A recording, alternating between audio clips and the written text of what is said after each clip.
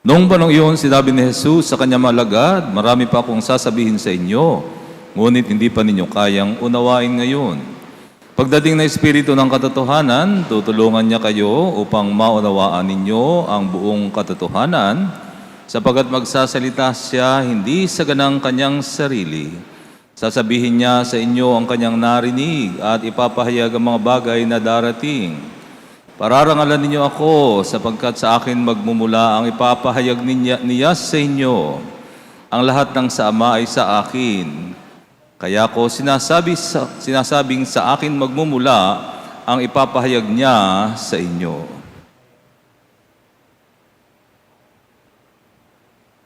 Ang mabuting balita na ating kaligtasan. Pinupuri ka namin, Panginoong Hesukristo. Ilang araw na lamang at ating pagdiriwang ang pag-akyat sa langit ng ating Panginoong Hesukristo. No? So mga kapatid, si Kristo ay naghandog ng buhay sa krus. No? Siya'y namatay at gaya ng kanyang pangako, siya'y muling mabubuhay sa ikatlong araw. No? At bago pa nga nangyari ito, ay nabanggit niya na ito sa huling hapunan. Sabi niya, ako'y aalis, subalit magbabalik din naman ako. No?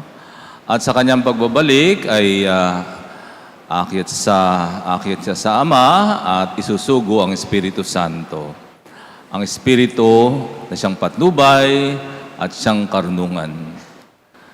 Alam niyo mga kapatid, ang pag-akyat sa langit ng Panginoon ay kumbaga ito yung graduation ng Panginoon. Ito yung pagsusulit niya. Kailangan niya magsulit sa Ama. Para sabihin niyang, Ama, tapos na po. Mission accomplished. No? Naganap na po ang lahat ng ipinagagawa mo sa akin. Mission accomplished.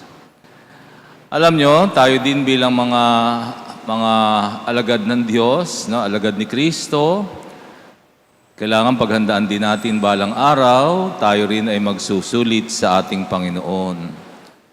Lahat tayo may nakatakdang misyon para sa atin. At yun ang kailangan nating hanapin at alamin. Ano ba, Panginoon, ang misyon mo para sa akin? At doon tayo tutulungan ng Holy Spirit. No? The Holy Spirit will enlighten us, the Holy Spirit will guide us, and the Holy Spirit will lead us. No? Will lead us to the will of the Father. And that is a very big challenge kasi wala naman taong isinisilang na alam niya na kagad ang misyon ng Diyos para sa Kanya. Gaya halimbawa, nung hindi ko naman alam na ako'y tatawagin ng Diyos sa buhay pagpapari. Subalit, unti-unti, God revealed Himself to me, no? Little by little, no? Paunti-unti. Hanggang sa natuklasan ko na ako pala'y tinatawag sa buhay pagpapari.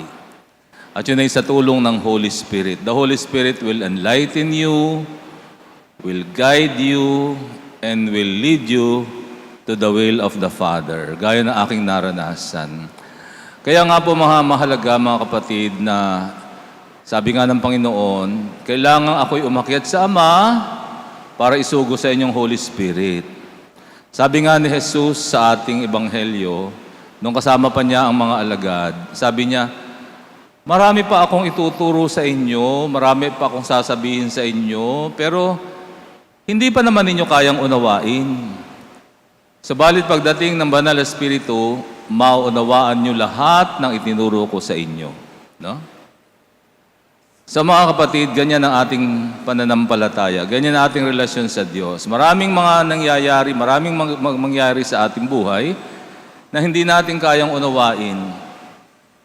Kumbaga, ang ating utak ay para lamang isang timba kumpara sa karunungan ng Diyos na isang karagatan. So, ganun, kung ikukumpara natin. Kaya paano mo pagkakasahin ng tubig ng karagatan sa isang balde, no? Imposible yon. Kaya nga, maraming mga bagay na hindi natin kayang unawain. Kaya nga mahalaga, you have to believe first so that you will understand. Hindi yung, I need to understand so I will believe. That will never happen. Pagdating sa revelasyon ng Diyos, you need to believe first so that you will understand. Kasi ganyan din yung naranasan ko. Hindi ko mapaniwalaan na isang makasalanang katulad ko, when I was already 25 years old, ay tatawagin at pipiliin ng Diyos na maging pari. Hindi ko talaga maintindihan. Sinisikap ko talagang maintindihan logically, in my human understanding. Hindi ko talaga maintindihan. Hanggang sa I surrendered myself to Him and I believe. Saka ko lang naintindihan, unti-unti. So gano'n, no? Maraming mga bagay na hindi natin maintindihan hanggat hindi natin isinusuko sa Diyos ang ating sarili, ang ating isip, ang ating karunungan. We need to surrender and believe so that we will understand.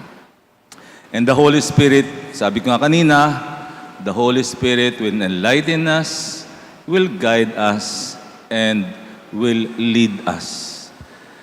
Kaya nga mga kapatid, kapag tayo ay nasa sitwasyon na naguguluhan ka, hindi mo maintindihan, why is this happening to me? May mga ganyan tayong mga sitwasyon, di ba? Dumarating tayo sa ganung sitwasyon, natatanong mo, sarili mo, natatanong mo, Diyos, why is this happening to me? Lord, why do you allow this to happen to me? At madalas, hindi mo alam ang sagot, no? So that's the time you have to acknowledge your limitations. That's the time you have to surrender yourself to Him and just beg for the Holy Spirit to come to you, no? Because He will be the one to enlighten you, to guide you, and to lead you to the will of the Father.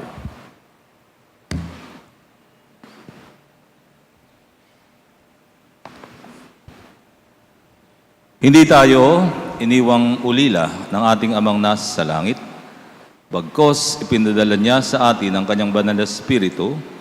Sambitin natin ang ating sama-samang panalangin sa kapangyarihan ng Espiritu ng katotohanan. Ating tugon, Panginoon, digid mo aming panalangin. Panginoon, dinggin mo ang aming panalangin.